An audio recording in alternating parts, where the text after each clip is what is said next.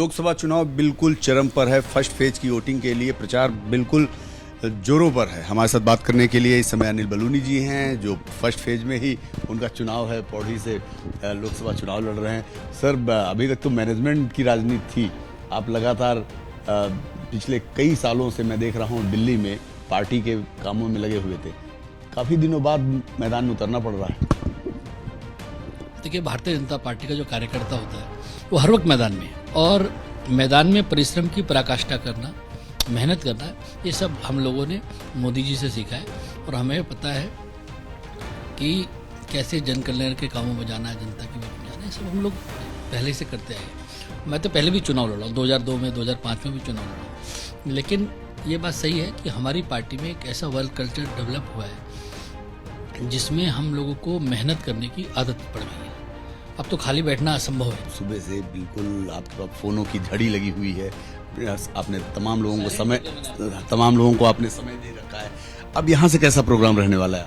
देखिए, यहाँ से आज हम लोग तपोवन है, हमारे यहाँ नरेंद्र नगर विधानसभा है, यहाँ पर है, और अभी हम जाएंगे पूरे लगभग नरेंद्र नगर विधानसभा को कवर करते हुए, और हम फिर देवप्रयाग विधानसभा में प्रवेश कर जाएंगे। तो ऐसे रोज एक दो विधानसभाएं कवर करनी होती है। कितने ऑलमोस्ट कितने कार्यक्रम? देखिए, अभी आप जब हमारे साथ चलेंगे आप देखेंगे, आपको तो महानगरों की, नगरों की आदत है। ये पहाड़ का जो हमारी भौगोलिक परिस्थिति है बिल्कुल अलग है। यहाँ बहुत छोटे छोटे गांव होते हैं, रास्ते में लोगों से मिलते चलना पड़ता है। ऐसा जैसे दिल्ली में एक विधानसभा या मुंबई में एक विधानसभा कुछ किलोमीटर में, 10, 12, 15 किलोमीटर में सिमटी होती है, ये सैकड़ों किलोमीटर में फैली हुई है। अगर आप हमारे यहाँ रामनगर से चलना शुरू करेंगे और दूसरे कोने में जाने की कोशिश करें, 10-12 घंटे नॉन स्टॉप चलना पड़ेगा। तो इसलिए एक बड़ा डिफिकल्ट है, और लोग जो है मिलते हैं, कम संख्या में मिलते हैं, हम उनसे बात करते हैं, उनको पार्टी के बारे में बताते हैं, अपने कार्यक्रमों के बारे में बताते हैं, हमारी सरकार जो जन कल्याण के काम है उनके बारे में बताते हैं। अनिल बलूनी जी के साथ आज पूरा दिन रहने का मौका मिलेगा, और आपसे बात करेंगे अभी आगे भी, और आपको ले चलेंगे पहाड़ों की राजनीति कैसी होती है, पहाड़ों का कल्चर क्या है, वो भी आपको दिखाएंगे। हम इस वक्त पौड़ी के नरेंद्र नगर विधानसभा में, जहां से शुरुआत हो चुकी है कैंपेन की। अनिल बलूनी इस समय देखिए कैंपेन की शुरुआत कर चुके हैं, लोगों के बीच में उद्बोधन कर रहे हैं और लोगों से अपने लिए वोट मांग रहे हैं। लेकिन आप देखिए, ये पहली सभा है उनकी, और इस तरह आपको उनकी सारी सभाओं से रूबरू कराएंगे, क्योंकि आज पूरे दिन हमें उन्हीं के साथ रहना है, उन्हीं के बारे में जानना है, समझना है, और लोगों की उनसे क्या अपेक्षा है इस बारे में भी जानना है, और लोगों से पूछेंगे भी कि वो पौड़ी को लेकर उनकी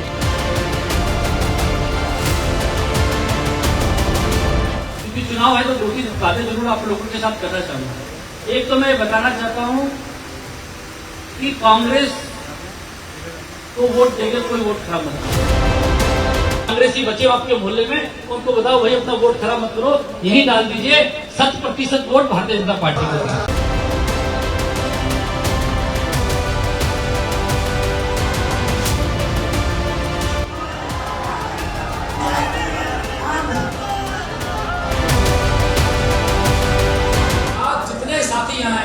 आप सबकी जिम्मेवारी है, 19 अप्रैल तक हर घर जाना है। हम इस समय ऋषिकेश के तपोवन में हैं, जहां आप देख सकते हैं अनिल बलूनी जो पौड़ी गढ़वाल से इस समय प्रत्याशी हैं, लगातार रोड शो कर रहे हैं, अपने लोगों के साथ पैदल मार्च कर रहे हैं। बलूनी जी, मैं देख रहा हूं कि जहां आप जा रहे हैं बड़ा जन समर्थन। देखिए, ये जन समर्थन, ये जो चुनाव है ये पूरी तरीके से जनता ने अपने हाथ में ले लिया है। अब कार्यकर्ताओं के हाथ से निकल जनता साथ में चल पड़ी है, और पूरी तरीके से जनता ने मोदी जी को फिर से प्रधानमंत्री बनाने के लिए कमर कस ली है। लोगों की बड़ी आशाएं भी हैं आपसे। हम लोग हर वक्त, हमारा ये ट्रैक रिकॉर्ड है कि लोगों की अपेक्षाओं पर खरे उतरे हैं, और आगे भी उतरेंगे। हमारे साथ सुबोध उनियाल भी हैं, जो राज्य सरकार के मंत्री हैं। सुबोध जी, आपको एक ऐसा सांसद मिलने जा रहा है जो भाजपा में बहुत लंबे समय से मेन लीडरशिप के साथ काम कर रहा है। देखिए, इसी बात को लेकर लोगों में बड़ा उत्साह है। भारतीय जनता पार्टी हाईकमान ने जो उम्मीदवार यहाँ दिया, लोगों को बहुत अपेक्षा और आशा है कि इनके आने के बाद विकास की रफ्तार की गति बहुत तेजी से बढ़ेगी, क्योंकि यहाँ पर इस विधानसभा क्षेत्र में जो बुनियादी जरूरतें वो पूरी हो चुकी हैं, और ये आज की तारीख में पर्यटन की दृष्टि से विगत वर्ष हिंदुस्तान का सबसे ज्यादा यात्रियों को खींचने वाला डेस्टिनेशन के रूप में स्थापित हुआ था।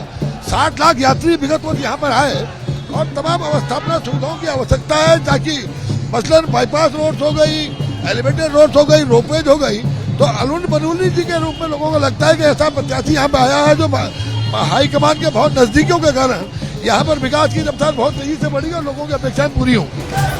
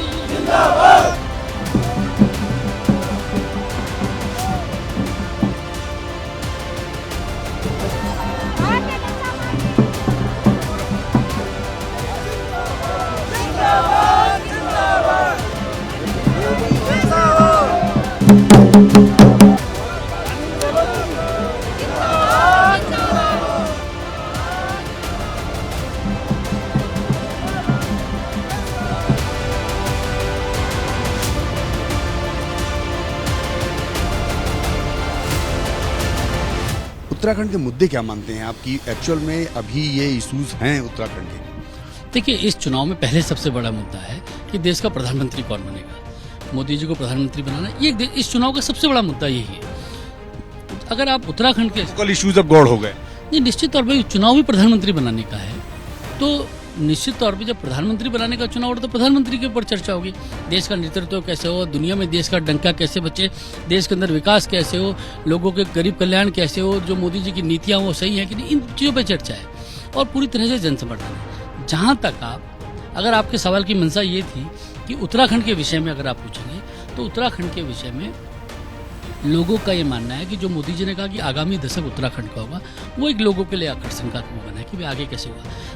आने वाले समय में मोदी जी ने कहा है कि हम यहाँ से पलायन को रोकेंगे और रोजगार को बढ़ाएंगे, ये एक विषय है। हमारे यहाँ अच्छी सड़कें होना, अभी आप देखिए, आप पहाड़ में इतना रास्ता चल रहे, ऐसी सड़क कभी कल्पना की थी क्या किसी ने? ये एक सिंगल रोड होती थी, फाटक लगता था, एक तरफ का ट्रैफिक चलता था, फिर रुकता था, फिर दूसरे तरफ का ट्रैफिक आता था, एक वो जमाना था। और आज एक ऐसा जमाना है कि आपके कर्तव्य पथ से चौड़ी सड़क हमारे उत्तराखंड के अंदर है।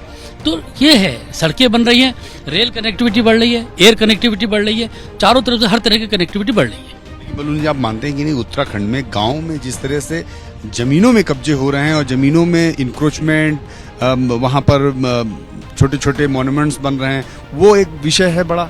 देखो क्या है, जब जब कांग्रेस सत्ता में आती है इस तरह की चीज़ों में बढ़त होती है। मैं उत्तराखंड में आप जितने भी कार्यक्रमों में जा रहा हूँ सबको कह के आ रहा हूँ कि हम लोग उत्तराखंड के चरित्र को, उत्तराखंड की डेमोग्राफी को, उत्तराखंड का जो संस्कृति है, इसको नहीं बदलने देंगे। आपको याद होगा पिछले चुनाव में कांग्रेस ने बात की थी, इससे पहले वाले चुनाव में कहा था कि हम लोग जुम्मे की छुट्टी दे देंगे। पिछली बार कहा कि हम इस्लामिक यूनिवर्सिटी, मुस्लिम यूनिवर्सिटी बनाएंगे। लोगों ने इसको खारिज कर दिया। ये देवभूमि है भाई, ये हमारे सनातन धर्म का केंद्र है, ये बद्रीनाथ केदारनाथ है, यहाँ यमुनोत्री गंगोत्री है, यहाँ गंगा का उद्गम है। यहाँ आप ऐसे कैसे कर सकते हो? क्या कारण कि मुस्लिम आबादी लगातार बढ़ रही है?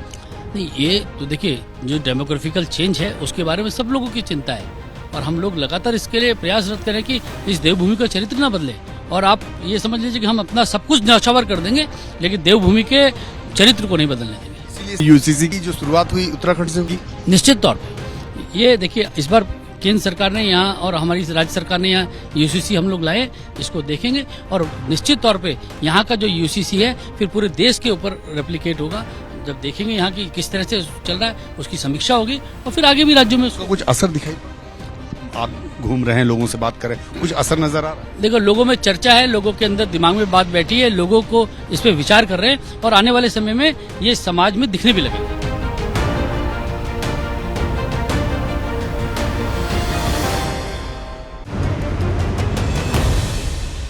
एक बार फिर से स्वागत आप सभी का। एबीपी न्यूज देख रहे हैं आप। लोकसभा चुनाव आते ही दल बदल का दौर जारी है। पिछले 2 दिनों के अंदर कांग्रेस के कई बड़े नेता पार्टी छोड़कर बीजेपी में शामिल हो गए हैं। इनमें अब राष्ट्रीय प्रवक्ता रहे गौरव वल्लभ का नाम भी शामिल हो चुका है। आज उन्होंने बीजेपी की सदस्यता ले ली है। आज सुबह ही उन्होंने कांग्रेस छोड़ी थी और बीजेपी की सदस्यता उन्होंने ग्रहण कर ली है। ये तस्वीरें आप देख रहे हैं गौरव वल्लभ जिन्होंने बीजेपी ज्वाइन कर ली है। इस वक्त मेरे साथ मौजूद है गौरव वल्लभ। गौरव, अभी तक जो है कांग्रेस को डिफेंड कर रहे थे कांग्रेस के प्लेटफॉर्म पर, बीजेपी में अचानक हृदय परिवर्तन? देखिए, अचानक नहीं, जब से भगवान श्री राम की प्राण प्रतिष्ठा को अस्वीकार किया गया। आपने मुझे कोई टीवी डिबेट में देखा? आपने मेरी कोई प्रेस कॉन्फ्रेंस देखी? कई चीजें अननेगोशिएबल होती है जिसके अंदर कोई किसी तरह की मिलावट स्वीकार्य नहीं है। तो राष्ट्र निर्माण, अर्थव्यवस्था, रोजगार और धर्म की रक्षा, इन चारों में अगर आयोटा भी प्रॉब्लम आई तो प्रोफेसर गौरव वल्लभ वहां पर नहीं रहे। ये कांग्रेस में अभी आ गई, क्या दिक्कत है? पहले नहीं थी? आप बताइए। अभी प्राण प्रतिष्ठा का निमंत्रण तो अभी मिला ना, तो मैंने 3 महीने से मैंने क्या किया? मैं चुप होके अपना आत्मविश्लेषण करता रहा। पार्टी के लोगों को मैंने अवगत कराया। ऐसा नहीं है। मैं ये चीजें, देखिए, कई चीजें पार्टी की, मैं टीका टिप्पणियां नहीं करता हूं, हर प्लेटफॉर्म पर अवगत कराया, हर बड़े नेता को अवगत कराया कि ये गलत है। भगवान सनातन के ऊपर डीएमके गाली देता और आप यहां मौन स्वीकृति देते हो, ये गलत है, ये अवगत कराया। वेल्थ क्रिएटर्स को सुबह शाम गाली देना गलत है, ये अवगत कराया। तो कई चीजें अननेगोशिएबल, अनपार्डनेबल होती है। मैं महापाप का भागी नहीं बन सकता। मेरा देश निर्माण में एक स्लोगन है जो मैं हमेशा अपने मस्तिष्क में, जब भी मुझे समस्या आती है, मैं बोलता हूँ, वंदे मातरम, जय सिया राम। सबसे पहले राष्ट्र निर्माण, दूसरा धर्म का निर्माण। आप आर्थिक जानकार हैं, लेकिन जब मोदी सरकार की कई आर्थिक नीतियों को आपने खुलकर क्रिटिसाइज भी किया था कांग्रेस के मंच से ही, तो क्या आप मानते हैं उसने कई नीतियों की प्रशंसा भी करी और आपके चैनल में कई बार की है। मैंने ये कहा कि पीएलआई स्कीम से एम्प्लॉयमेंट जनरेट हुआ है। मैंने ये भी कहा कि स्वच्छ भारत अभियान से एक तरह की मानसिक जागृति आई है। आइए सीधा आपको लेकर चलते हैं अल्मोड़ा, जहां पर जेपी नड्डा जनसभा को संबोधित कर रहे हैं। बोलो, बावड़ी से पानी लाने जाते थे कि नहीं जाते थे? पोखर से पानी लाने जाते थे कि नहीं जाते थे? बोलो, नहाने के लिए बावड़ी में जाते थे और बाल्टी में पानी लाते थे और घर पहुंचते थे तो फिर पसीने से नहा लेते थे। होता था कि नहीं होता था? आज प्रधानमंत्री मोदी जी ने 11 करोड़ 30 लाख लोगों को हर घर जल, हर घर नल पहुंचा दिया और उत्तराखंड में 12 लाख घरों को पहुंचाया गया है और पिथौरागढ़ में 2,40,000 घरों में हर घर नल, हर घर जल पहुंचाया गया। अगर मैं बात करूं स्वच्छ भारत की, तो आप बताइए, गांव में आप लोग खुले में शौच जाते थे कि नहीं जाते थे? खुले में जाते थे कि नहीं जाते थे? घर से लोटा लेके जाते थे कि नहीं जाते थे?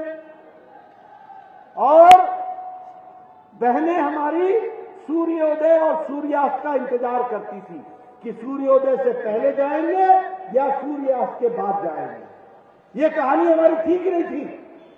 आज आपको जानकर खुशी होगी कि 11 करोड़ इज्जत घर प्रधानमंत्री जी ने बनाए और 11 करोड़ बहनों को इज्जत दिया है और 5,30,000 इज्जत घर उत्तराखंड में दिया है। अब कोई शौच बाहर नहीं जाता, हर के घर में शौचालय आ गया है।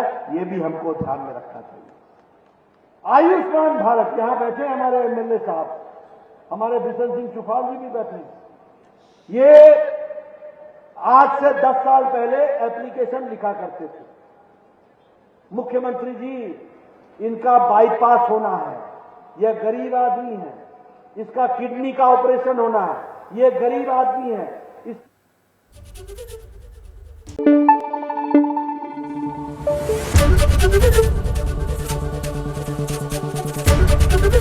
एबीपी न्यूज आपको रखे आगे।